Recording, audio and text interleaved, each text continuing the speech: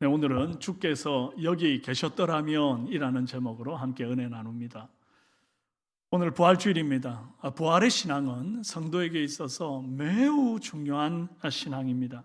저는 오늘 죽었다가 살아난 이 나사로의 부활 사건을 통해서 우리 속에 부활의 신앙이 어떻게 자리 잡아야 되는가를 좀 발견해 보기를 원합니다. 예수님 곁에 있는 환자들, 병자들은 항상 나음을 입었습니다. 예수님은 그 시대에 말 그대로 만병의 의원이셨어요. 나사로가 병들어 죽게 되었습니다. 곁에서 간호하던 여동생 마르다와 마리아가 간절히 바라던 것이 하나가 있었는데, 이제 예수님께서 왕진 한번 오셔가지고 이제 오빠를 좀 만져주시기를 그렇게 바랬습니다. 그렇게만 해주시면 죽어가던 우리 오빠 벌떡 일어나서 나을 줄을 확실히 믿었습니다. 그러나 예수님 거기 계시지 않았어요. 당시 예수님 계셨던 곳이 어딘지 요한복음 10장 40절을 보면 나오는데, 요단강 동편 베다니 쪽에 가면서 복음을 전하고 계셨습니다. 그런데 지금 나사로가 있는 곳은 이 감람산 기슭에 있는 베다니예요. 이 베다니 이름은 같은데 그 거리가 직선 거리 28km 정도 되니까 하루 만에 오갈 수 있는 거리가 아닙니다. 이제 마음이 급하니까 이제 오빠가 그냥 숨을 막 거두려고 하고 막 급하잖아요. 그러니까 전령을 보내가지고 예수님이 있는 곳에 수소문해서 사람을 보냅니다. 그런데 예수님이 나사로가 죽은 지 나흘이 지나서야 도착해요. 늦게 도착한 예수님을 보고 이 동생 마리아가 원망을 합니다. 32절에 주께서 여기 계셨더라면 내 오라버니가 죽지 아니하였겠나이다. 맞습니다. 주님이 여기 계시기만 하면 무슨 걱정입니까? 포도주가 다 떨어져 가지고 잔치의 흥이 다 깨지고 이제 막 신랑 면이 그냥 팔리게 된 그 상황에서 주님께서 물로 포도주로 변하게 해주셔가지고 잔치가 다시 흥이 돋고 오히려 나중에 갈수록 더 좋은 포도주 내어놓았다고 신랑을 칭찬하는 일이 있는데 말이죠. 점심시간에 오병이어 말고 먹을 거 하나도 없는 그 들판에 예수님 계시니까 수천 명이 배꼽시계만 붙들고 웃자고 하고 있다가 그냥 오병이어로 12광줄이나 먹고 남는 그런 역사를 이루었는데, 예수님만 계시면 뭐가 걱정이에요? 베데스다 연못에 38년 된 병자 곁에 예수님 계시니까 그가 벌떡 일어나는 겁니다. 나면서부터 맹인이었던 청년 곁에 예수님 계시니까 육의 눈도 뜨고 영의 눈도 뜨는 거예요. 그래서 믿는 자의 기도는 언제나 한결같습니다. 주님 지금 내 곁에 계셔 주기를. 여러분, 우리가 기도하는 것도 이거 아닙니까? 우리의 자녀의 곁에 우리 주님께서 계셔 주기를. 그래서 우리 아이가 정말 지혜롭고 비전이 있고 열심히 공부도 하고 효도도 하고 정말 신앙도 좋게 자라기를 주님께서 우리 가정에 계셔가지고 우리 가정 경제가 계속해서 좀 부흥하고 발전해가고 가정의 모든 가족들이 건강하고 화목하기를, 주님이 우리 사업장에 계셔가지고 우리 사업장에 구멍난 전대같이 새는 것 없이 계속해서 발전해가기를, 주님이 우리 예배에 함께 계셔서 하나님은 영광을 받으시고 우리는 은혜를 받는 그런 주거니 받거니 참 그런 기쁨의 예배가 되기를, 주님이 수술대에 들어갈 때 아무도 내 곁에 있어 줄 수 있는 이가 없는데 예수님께서 내 곁에 계셔 주기를. 우리가 바라는 기도들이 다 그런 기도 아닙니까? 주님 내 곁에 있어 달라는. 뭐 잘못된 거 아니죠. 지극히 평범한 기도죠. 그런데 문제는 이 당연한 기도가 응답되지 않는 것 같을 때 있어요. 내 기도에 귀 막고 계시는 것 같고 내 아픔에 외면하시는 것 같을 때, 근데 우리는 하나님에 대해서 심각한 오해를 하게 됩니다. 우리가 하나님에 대해 오해하지 않도록 우리가 정말 원하는 시간에 우리 주님께서 우리 곁에 계셔만 주시면 얼마나 좋습니까? 그렇게 상황을 다 반전시켜 주시면 참 좋을 텐데 왜 하나님은 때때로 우리가 바라는 시간에 우리 곁에 계시지 않는 걸까요? 자꾸 지체하시는 걸까요? 마치 나사로에게 나흘이나 늦게 도착하신 것처럼 예수님이 지체하시는 것 같은 상황은 우리의 마음을 애타게 하는 거 맞습니다. 그 시간이 무척이나 성도에게 괴롭습니다. 그러나 그 시간을 겪어야만 얻을 수 있는 영적인 유익이 있다는 사실을 오늘 우리가 이 말씀을 통해서 발견하기를 원하는 거예요. 만약에 마르다와 마리아가 주께서 여기 계셨더라면 오라버니가 죽지 아니하였을 것입니다 라고 말한 것처럼 예수님이 나사로 곁에 있었더라면 어떻게 됐을까요? 당연히 예수님께서 나사로의 병을 고쳐가지고 나사로는 살아났겠죠. 막 죽지도 않았겠죠. 그죠? 그 병을 고침받았을 겁니다. 그러면 많고 많은 병자를 고치신 사건 가운데 또 하나의 병고침 사건이 추가된 것 뿐입니다. 마르다와 마리아는 예수님께 감사했겠죠. 아유, 막 큰일 날 뻔했는데, 마음이 완전 물처럼 녹았는데 예수님 덕에 다행이에요. 아이고, 한시름 놓았어요. 이랬겠죠. 감사했겠죠. 그리고 주위에 있는 사람들은 예수님께서 직접 왕진 와가지고 나사로 고쳐주시는 거 보니까 참 특별히 사랑하기는 했나 봐. 이렇게 얘기했겠죠. 그것 말고 더 뭐가 있습니까? 그런데 예수님이 거기 계시지 않았기 때문에 얻은 유익이 있습니다. 첫째로 말의 신앙을 행동으로 신앙으로 바꾸는데 유익합니다. 한번 읽어봅시다. 죽은 지 나흘 된 나사로의 무덤 앞에 예수님이 오셨습니다. 이 마르다와 마리아는 예수님이 조금만 더 일찍 오셨더라면 내 오라비가 죽지 않았을 텐데 야속하게도 늦게 왔다면서 막 울었어요. 이때 예수님이 마르다에게 23절에 네 오라비가 다시 살아나리라 이렇게 말씀하십니다. 마르다는 살아나기는 하겠지요. 그런데 마지막 날 부활 때 아닙니까? 저도 그 정도는 압니다. 이렇게 말합니다. 그러니까 그때 예수님이 아주 중요한 진리를 들려주십니다. 나는 부활이요 생명이니.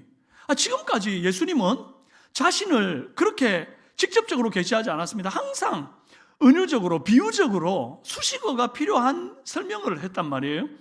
나는 생명의 떡이다. 나는 영생의 물이다. 나는 세상의 빛이다. 나는 양의 문이다. 나는 선한 목자다. 이렇게 비유를 들어 설명을 하셨는데 이번에는 수식어 다 떼고 아주 직접적으로 나는 부활이다. 나는 생명이다. 선포를 하시는 것입니다. 25, 26절에 나는 부활이요 생명이니 나를 믿는 자는 죽어도 살겠고 무릇 살아서 나를 믿는 자는 영원히 죽지 아니하리니 네가 이것을 믿느냐? 마르다의 대답이 27절에 이르되 주여 그러하외다. 주는 그리스도시요 세상에 오시는 하나님의 아들이신 줄을 내가 믿나이다. 그렇게 굉장한 신앙 고백을 합니다. 마치 베드로가 주는 그리스도시요 살아계신 하나님의 아들입니다라고 하는 그 정말 100점짜리 신앙 고백을 했던 것과 거의 흡사한 그런 고백 아닙니까? 대단한 믿음의 고백 아닙니까? 그렇다면 이 마르다의 대단한 믿음의 고백이 정말 믿음의 능력으로 나타나는지 믿음의 행위로 나타나는지 한번 보자고요. 본문 38절 39절에 무덤이 구리라 돌로 막았거늘 예수께서 이르시되 돌을 옮겨 놓으라 하시니 그 죽은 자의 누이 마르다가 이르되 주여 죽은 지가 나흘이 되었음에 벌써 냄새가 나나이다. 예수님께서 돌을 옮겨 놓으라 했더니 방금 전에 예수님이 부활이고 생명이고 예수님을 믿는 자는 죽어도 살겠고 무릇 살아서 믿는 자는 영원히 죽지 않겠다는 그 말씀 믿습니다 라고 말했고 예수님은 그리스도시고 세상에 오시는 하나님의 아들입니다 라고 하는 정말 100점짜리 고백을 했는데도 만약에 그런 고백이 정말 진실이고 정말 진정한 믿음의 고백이었다고 한다면 바로 예수님이 돌 굴려놓으라 할 때 그 자리에서 빨리 굴려놓고 정말 살아나올 오라비를 기다리면서 팔 벌리고 이래 서 있어야 된다고요. 그런데 마르다와 마리아가 얼음이 됩니다. 예수님이 그 돌을 굴려놓으라는 말에 정말 반응이 없고 움직이지 못하는 그 마르다와 마리아를 보고 예수님이 너희들이 왜 이러는지를 답을 주십니다. 40절에 내 말이 네가 믿으면 하나님의 영광을 보리라 하지 아니하였느냐? 너 지금 안 믿는구나. 그 말이에요. 아니 이 대단한 믿음을 고백한 지 한 달이 지났습니까? 일주일이 지났습니까? 하루가 지났습니까? 방금 고백하고 돌아섰는데 지금 이게 뭐죠 도대체? 마르다의 마음속에 어떤 생각이 있었기 때문에 차마 이 돌을 치우지를 못한 겁니까? 아무리 하나님의 아들이라도 죽은 지 나흘이나 지났고 시체 썩은 데가 진동을 하는데 이건 안 되지 이런 생각이 든 거예요. 저는 여기에 예수님이 왜 굳이 돌을 옮겨 놓으라 하셨는지를 좀 짚고 넘어가고 싶어요. 예수님이 십자가에 달려 죽으신 이후에 장사 되시고 예수님이 돌무덤에 묻혀 계셨잖아요. 그때 예수님의 그 시신에다가 향품을 바르기 위해서 막달라 마리아와 여자들이 향품을 들고 옵니다. 그들이 걱정했던 게 뭐였냐니까 예수님 무덤에 큰 돌이 있는 것을 보고 갔다 왔기 때문에 그 돌을 누가 우리를 위하여 굴려줄까 염려를 하면서 왔단 말이에요. 그런데 막상 와서 딱 보니까 이미 돌이 굴려졌으니 그 돌이 심히 크더라, 이렇게 성경이 기록하고 있다고요. 그럼 무덤 돌 굴리는 것쯤이야 예수님한테는 식은 죽 먹기 아닙니까? 예수님께서 천사를 통해서 그냥 저거 굴러치워라 이러면 그만이고, 그것도 아니면 예수님이 한번 그 큰 돌 한번 째려보면 돌이 그냥 슬금슬금 굴러가 버릴 거라고요. 또 사실 나사로야 나오라 라고 말씀하시기 전에 주위 사람들의 이목을 한번 집중시키고 끌기 위해서 일부러 기압을 한번 딱 줘서 이압 해가지고 막 돌이 굴러가게끔 해도 얼마든지 된단 말이죠. 능히 그렇게 하실 수 있단 말이에요. 그럼에도 불구하고 왜 굳이 마르다에게 돌을 옮겨 놓으라 하셨나? 마르다의 믿음의 고백이 입술의 고백으로 끝나지 않고 행함으로 구체적으로 나타나게 하고자 함이었습니다. 믿음의 고백도 중요합니다. 그러나 믿음의 고백은 반드시 믿음의 행위와 짝을 이룰 때 완전해지는 것입니다. 오죽했으면 행함이 없는 믿음은 죽음이 믿음이라고 야고보 사도가 말했겠습니까? 믿음이 진정한 믿음 되기 위해서는 반드시 행함이 따라가야 합니다. 그리고 그 행함이라는 것도 거창한 것이 아닙니다. 여러분, 베드로가 물 위를 걸었던 사건을 기억하시죠? 배 위에 있었습니다. 근데 물 위를 걸을 때에 배에서 무게중심을 옮겨서 한 발짝 물 위로 옮겨놓는 그 한 걸음이 입술의 고백이 행위로 나타나는 걸음이 되는 거예요. 그 한 걸음이 두 걸음이 되고 두 걸음이 세 걸음 되는 것입니다. 지금 마르다와 마리아에게도 지금 믿음의 고백이 진짜 믿음의 능력으로 나타나기 위한 첫걸음을 떼는 순간이 왔어요. 그 첫걸음이 뭔가 하니까 그 무덤을 막고 있는 큰 돌을 굴려내는 것이에요. 그런데 그 순간에 마치 베드로가 예수님을 볼 때는 물 위를 잘 걷다가 바람과 파도를 보고는 환경을 보고 무서워서 빠져가는 것처럼 이 마르다도 네 오라비가 살리라 말씀하신 그 예수님을 바라보지를 못하고 39절 주여 죽은 지가 나흘이나 되었음에 벌써 냄새가 나나이다. 죽은 지 나흘 되었고 시체 썩은 냄새가 난다라고 하는 이 경험과 상식이 지금 발목을 잡는 겁니다. 그럼 우리 믿음의 발목을 잡는 모든 부정적인 생각들은 영적인 전쟁인 줄 알고 우리가 모든 생각을 사로잡아 그리스도께 복종케 해야 합니다. 지금 나사로를 붙잡고 있던 사망의 권세가 깨어질 판이에요. 그리고 예수님은 죽은 나사로의 부활 사건을 통해서 시편 71편 20절의 말씀을 성취하려고 합니다. 말씀을 한번 보십시오. 주께서 우리를 다시 살리시며 땅 깊은 곳에서 다시 이끌어 올리시리이다. 이 말씀을 예수님이 지금 나사로를 살리시며 성취하려고 합니다. 당신이 죽은 자를 땅 깊은 곳에서 다시 이끌어 올리시는 참 하나님이라. 누가 이걸 할 수 있습니까? 예수님만이 가능한 일 아닙니까? 지금 예수님께서 참 하나님이라는 사실을 표적으로 보이시려는 순간이에요. 사탄 입장에서는 지금 이 사건이 굉장히 불편합니다. 못마땅합니다. 어떻게 해서라도 마르다의 믿음이 믿음되지 못하도록 지금 마르다의 경험과 오감을 막 자극해요. 죽은 지 나흘이라고 하는 긴 시간, 썩은 냄새가 진동하니까 막 그 냄새가 코를 찌르고 이제 끝났다, 이건 불가능해, 막 오감을 자극해가지고 믿음을 주저앉히는 거예요. 그래서 이건 예수님이라도 불가능할 거야 라는 생각으로 가득하게, 이게 마귀가 하는 짓입니다.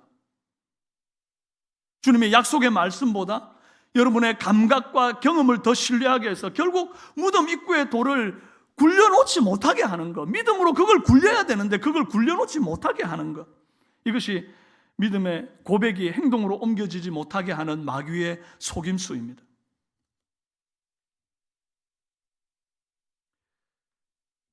이것만은 하나님도 안 돼, 이건 기도해도 안 돼, 여러분을 한숨 짓게 하고 슬프게 하고 발목 잡게 하는 모든 일들, 그런 것들이 다 마귀가 주는 속임수임을 알아야 합니다. 나는 이래서 안 돼, 저래서 안 돼. 우리 가정은, 우리 교회는 이래서 안 돼, 저래서 안 돼. 불가능한 냄새, 망한 냄새가 진동을 해도 어떤 인간의 경험도, 어떤 인간의 상식도, 오감도 뚫고 들어와서 승리를 주시는 하나님의 약속의 말씀을 붙드시기를 바랍니다. 상식과 경험에 눌려 무덤에 돌을 옮겨놓기를 주저하고 있는 마르다를 향해서 예수님이 말씀하십니다. 40절에 내 말이 네가 믿으면 하나님의 영광을 보리라 하지 아니하였느냐. 결국 마르다의 경험과 감각을 이기고 하나님의 약속의 말씀대로 나사로는 부활합니다. 모름지기 성도라면 내 경험과 감각을 내려놓고 주님의 약속의 말씀을 붙들고 그 말씀이 얼마나 강력한지를 경험하며 살아야 합니다. 마르다가 돌을 옮겨 놓은 후에 예수님이 하신 행동과 말에 한번 주목해 보십시오. 41절 42절에서 예수님이 하나님 아버지께 짧은 2절의 감사 기도를 합니다. 아버지여 내 말을 들으신 것을 감사하나이다. 들으실 것을 감사합니까? 들으실지도 모르는 어떤 것을 감사합니까? 아닙니다. 들으신 것을 감사합니다. 아직 나사로가 일어나기 전입니다. 그런데 마침 하나님께서 이미 다 들어가지고 나사로를 이미 살려놓으신 것처럼 감사 기도부터 드리고 있는 거예요. 과거형으로. 여러분, 우리의 믿음의 기도가 이래야 합니다. 응답될지 안 될지 몰라가지고 주님 들어주시면 좋겠는데요, 안 들어주시면 어떡하지요? 이게 아니라 들어주신 줄 믿고 과거형으로 기도하는 우리 예수님 같은 기도를 올려야 할 줄 믿습니다. 잘 보시면요, 이 예수님께서 그 기도 후에 큰 소리로 나사로야 나오라 그랬는데 이 나사로를 불러내는 과정이 별로 요란할 게 없습니다. 아니, 죽은 자를 일으키는 건데 병자 고치는 것도 아니고 귀신 들린 자 이렇게 좀 낫게 하는 이런 거 하고는 차원이 다른 문제 아닙니까? 죽은 자 살리는 문제인데 이렇게 싱겁게 끝나도 되나 싶을 정도로 너무 간단하게 나사로야 나와라 이래 버리는 거예요. 저는 이 대목을 보면서 엘리사가 문둥병자를 치유할 때, 그 나만 장군을 치유할 때 그 장면이 떠오릅니다. 열왕기하 5장 10절에서 11절입니다. 엘리사가 사자를 그에게 보내 이르되 너는 가서 요단강에 몸을 7번 씻으라. 네 살이 회복되어 깨끗하리라 하는지라. 나만이 노하여 물러가며 이르되 내 생각에는 그가 내게로 나와 서서 그의 하나님 여호와의 이름을 부르고 그의 손을 그 부위 위에 흔들어 나병을 고칠까 하였도다. 나만 생각에는 이게 그냥 병도 아니고 죽을 병이고 나병인데 엘리사가 직접 나와가지고 여호와야 하고 막 흔들면서 환부의 손을 흔들어서 막 소리 지르고 막 무슨 액션을 하고 그래가지고 고쳐줄 줄 알았는데 직접 나오지도 않고 대타를 보내는 겁니다. 종을 보내가지고는 요단강에 가서 7번 몸 씻어라 이렇게 그냥 얘기를 해버리니까 너무 무성의하다고 보는 거예요. 열받아가지고 나만이 필요 없다 하고 그냥 집으로 돌아가는데 나만 장군의 종 하나가 아니 이것보다 더 어려운 거 하래도 할 마음으로 오셨지 않습니까? 그냥 요단강에 들어가 몸 씻는 게 뭐 그래 어렵습니까? 한번 들어갑시다 이래가지고 들어갔더니 회복이 된 것 아니에요? 그럼 마찬가지입니다. 지금 예수님이 나사로 살리는데 마술사처럼 수리수리 마하수리 수수리 사바 이런 거 안 합니다. 주문을 외우는 것도 아니고 기우제 지내는 것처럼 막 의식을 크게 치는 것도 아니고 무당부터 하는 것처럼 요란 뻑적하지도 않아요. 그냥 특별할 것 없는 부르심으로 아주 일상적인 부르심처럼 동구가 나와라, 나사로야 나와라, 아주 그냥 일상적인 부르심이에요. 그랬더니 나사로가 수족을 동인 채로 얼굴을 수건에 싼 채로 그냥 그렇게 나오는 것입니다. 이게 주님의 권능이고 이게 말씀의 능력인 줄로 믿습니다. 예수님께는 죽은 자 살리는 것이 이게 일상이, 우리에게는 기적이라도 주님께 일상인데 뭐 때문에 그렇게 힘을 줄 필요가 있습니까? 하던 대로 하시는 거지. 예수님이 큰 소리로 나사로야 나오라 했기 때문에 뭐 이렇게 응답이 되고 작은 소리로 했으면 안 됐을까요? 그것도 아닙니다. 동굴 안에 있고 동굴 밖에 있으니 동굴 안에 들리도록 큰 소리로 말한 것뿐이지 큰 소리에 더 능력이 있고 작은 소리에는 능력이 없는 게 아니에요. 판사가 판사봉을 들고 말이죠. 피고를 집행유예 1년형에 처한다 큰 소리를 치면서 땅땅땅 해야 집행이 됩니까? 그냥 작은 소리로 피고를 집행유예 1년에 처한다 땅땅땅 해도 집행이 됩니까? 안 됩니까? 됩니다. 그게 권능이에요. 그게 권세예요. 예수님의 말씀은, 예수님의 그 능력은 그 자체로 이미 권세고 능력이기 때문에 사망을 이기신 부활의 주님께서, 생명의 주님께서 나사로에게 권위 있는 음성으로 나사로야 나오라 한마디면 되는 겁니다. 막 흔들고 요란뻑적하게 안 해도 되는 거예요. 얼마나 대단한 파워입니까? 얼마나 강력한 권세고 능력입니까? 부활의 힘이, 부활의 능력이 이런 것입니다. 그러므로 저와 여러분의 삶 속에도 이 말씀이 흘러들어오기를 바랍니다. 모든 부정적인 상황, 불가능한 상황 속에 말씀이 뚫고 들어오기를 원합니다. 내 상식과 경험과 감각이 절대 할 수 없다면서 여러분의 믿음을 갉아먹는 그 순간에도 나는 오히려 주님의 말씀을 붙들기를 택하는 우리 삼성의 모든 성도들 되시길 주님의 이름으로 축원합니다. 예수님이 거기 계시지 않았기 때문에 얻은 또 하나의 유익이 있습니다. 둘째로 주님이 우리의 슬픔에 격하게 공감한다는 사실을 깨닫게 하기 위한 유익입니다. 읽어봅시다.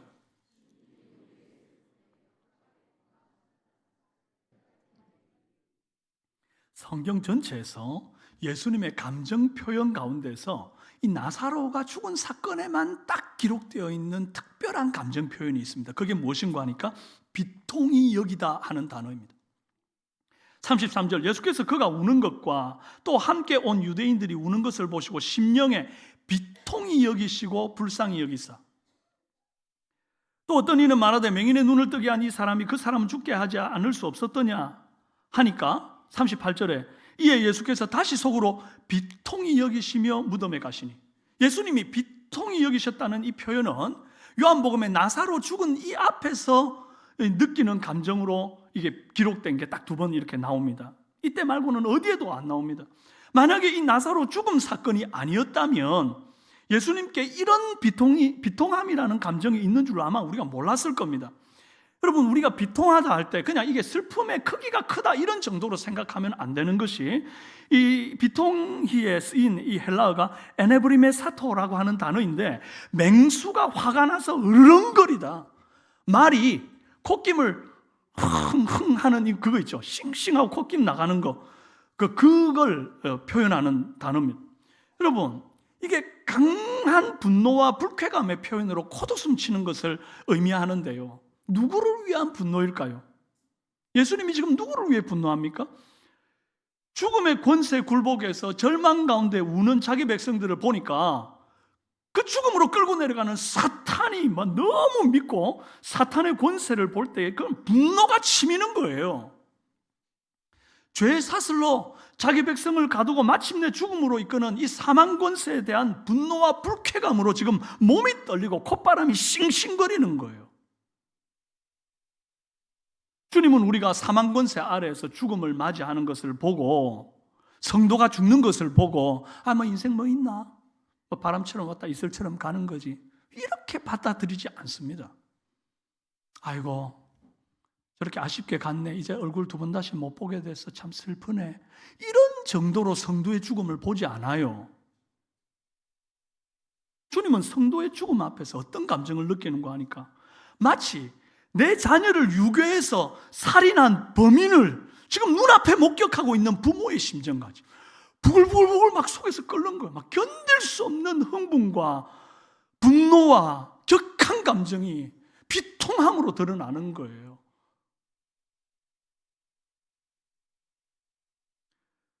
그리고 또 하나의 감정이 예수님을 몸을 떨리게 만듭니다. 뭔가 하니까 33절에 심령의 비통이 여기시고 불쌍히 여기사 그랬잖아요. 이 불쌍히 여기는 건 누구를 향해 불쌍히 여기는 걸까요? 에타락센 헤아톤이라는 말로 이 불쌍히 여기다는 말을 쓰는데 괴로움으로 인해 크게 떤다 이 말입니다. 그냥 좀 불쌍하다, 동정한다 이런 표현이 아니고요. 너무나 불쌍한데 이게 마음이 너무 공감이 돼가지고 막 몸이 떨릴 정도다 이런 말이거든요. 사망 권세에 굴복해서 죽은 그 나사로를 볼 때 불쌍한데, 어느 정도로 불쌍한가 하니까 부모를 앞세우고 자녀가 먼저 죽었을 때 그 먼저 죽은 자녀의 시신 앞에서 부모가 막 몸을 떨며 그 자녀를 불쌍히 여기는 그 마음 같은 불쌍히 여기는 마음이 예수님께 있더라 이 말이에요. 그 죽은 자녀 앞에서 오열하는 그런 부모 같은 마음, 그게 우리 주님의 마음이에요.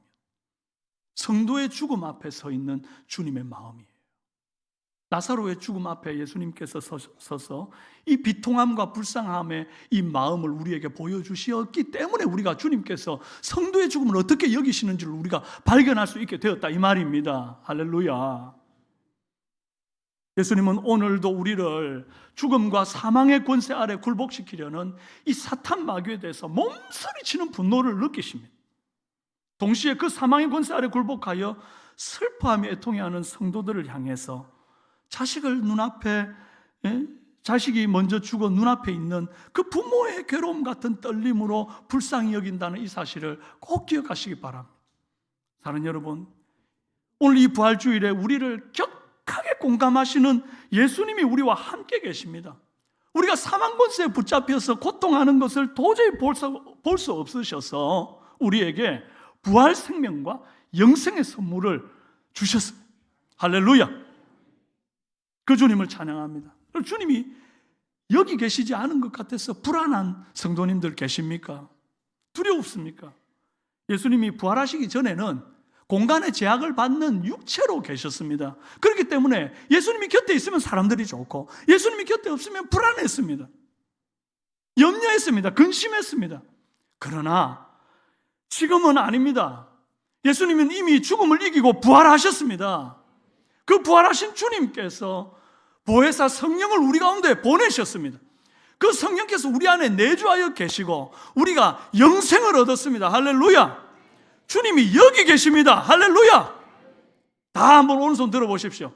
심장을 탁 두드리면서 한번 고백합시다. 주님이 여기 계십니다. 주님이 여기 계십니다.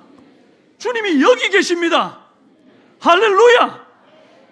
여기 계신 우리 주님의 말씀, 그 말씀을 붙드십시다. 입술의 믿음으로 그치지 말고 행함의 믿음으로 옮겨지는, 그래서 믿음이 완전해지는 우리 삼성교회 모든 성도들 되어 부활의 능력을 힘입고 승리하는 성도들 다 되시기를 주님의 이름으로 축원합니다. 이 시간 잠깐 한번 기도하시겠습니다. 존귀하신 아버지 하나님, 부활의 주님께서 오늘 이 시간 우리와 함께 하십니다. 주님이 어디 계시느냐고 정말 기도하며 묻고 있는 연약한 성도들이 있다면 여기 계신 주님을 믿음의 눈을 뜨고 보게 하여 주옵소서.